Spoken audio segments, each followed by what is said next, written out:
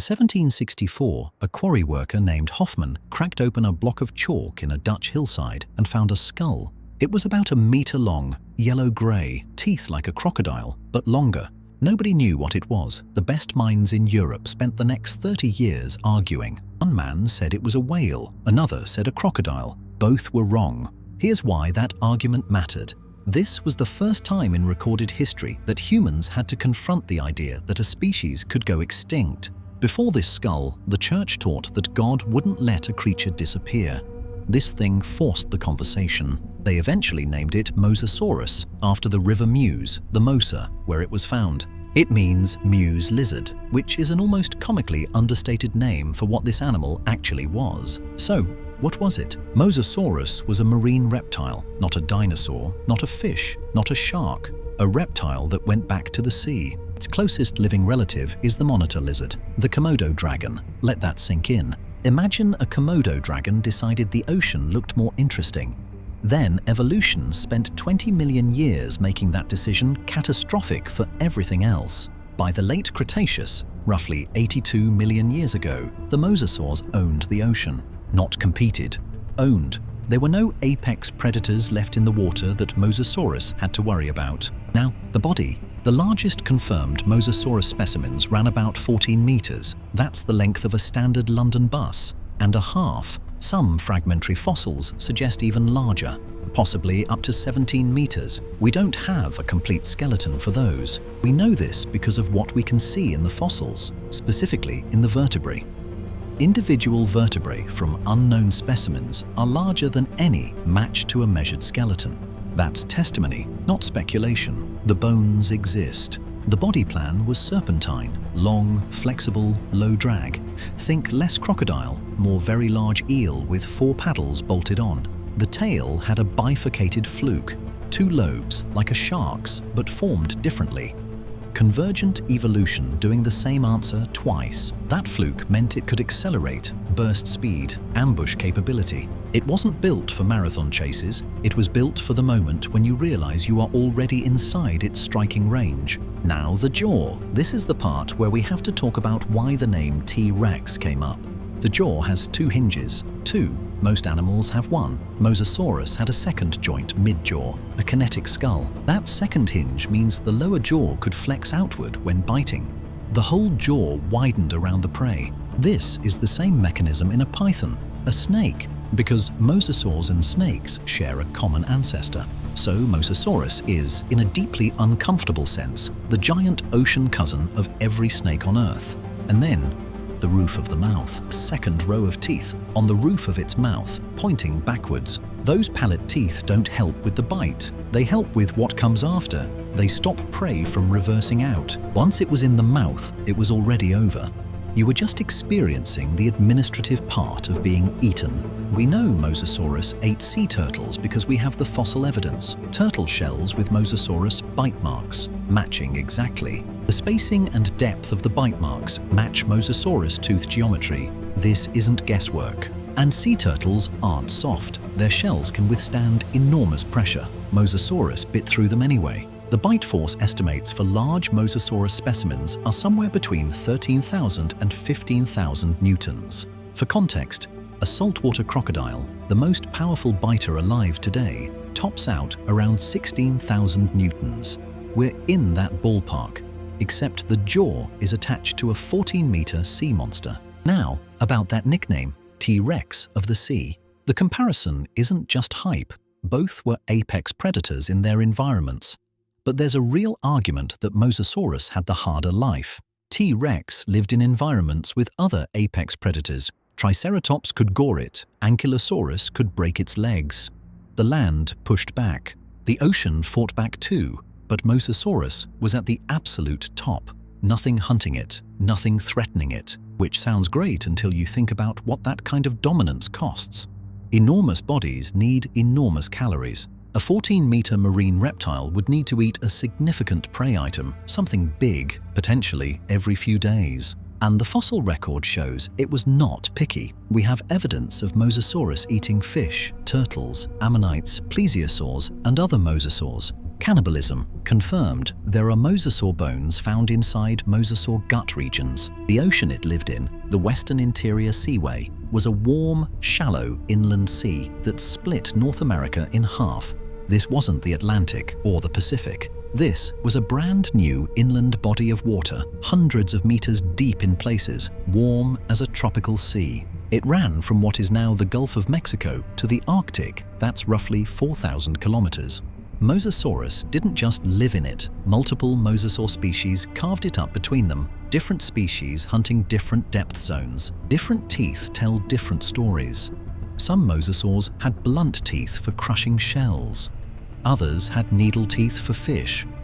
Mosasaurus proper had conical gripping teeth for large prey. Conical, meaning grip, hold, prevent escape, not slice, not chew. It swallowed things, largely whole. Here's the bit that should genuinely unsettle you. Mosasaurus could sense pressure waves in the water. Lateral line system, sensory pits in the skin, inherited from its lizard ancestors but enhanced for water.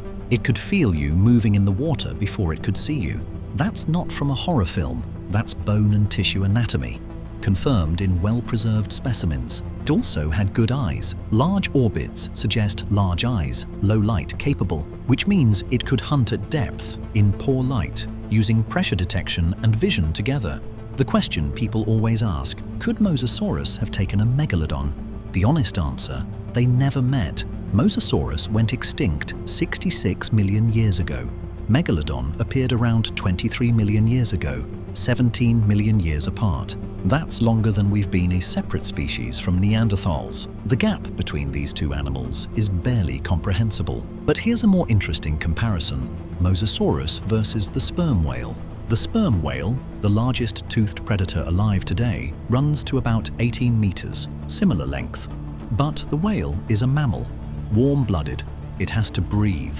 Mosasaurus had to breathe too. It was a reptile. It had lungs, not gills. Every so often, the most terrifying predator in the entire ocean had to come up for air like everything else. It gave birth to live young.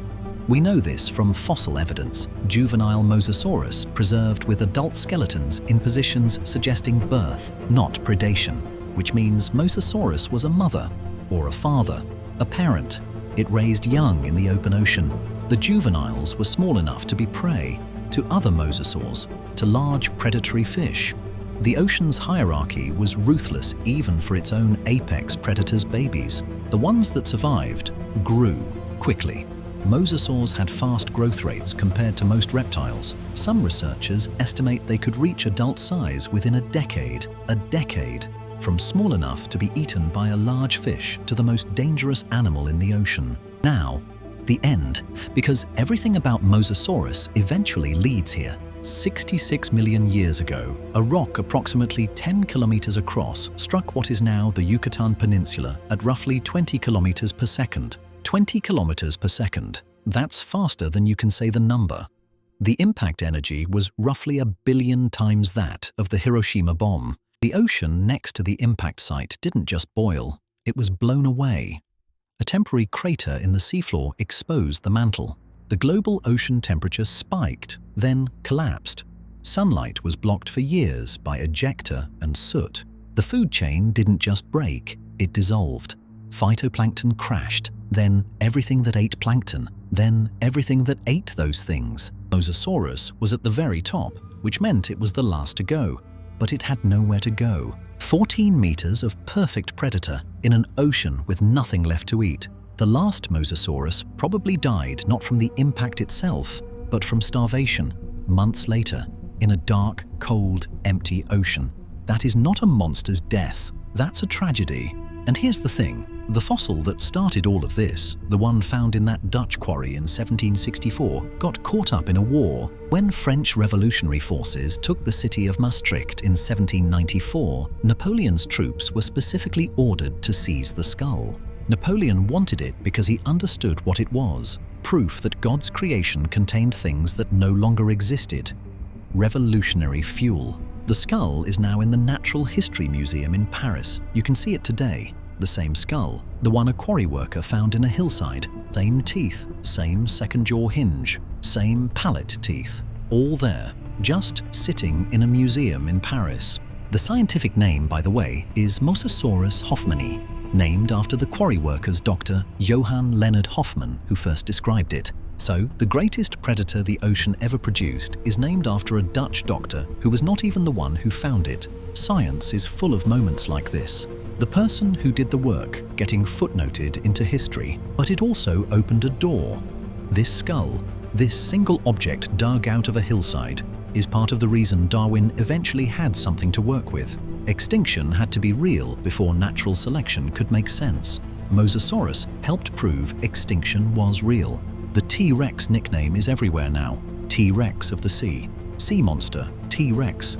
You've seen it. And here's where I land on it. The comparison is fine. They're both apex predators, both iconic, both terrifying. But Mosasaurus deserves its own name, its own reputation, not a footnote on someone else's legacy. It was in the ocean before the ocean knew what hit it. It dominated for 20 million years. It ended because the sky fell.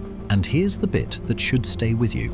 Right now, if you've ever been in the ocean and felt that flicker of unease, that instinct, it's not irrational. For most of the ocean's history, that feeling was completely justified. The thing rising from the dark was real. The ocean is 66 million years safer now. But the part of your brain that checks the deep water doesn't know that. Every cell in your body was built, in part, by the ancient evolutionary pressure of being prey to things exactly like this. That wariness is ancient. That instinct was useful once. Mosasaurus put it there. If this video made you think about that, subscribe. More of this every week.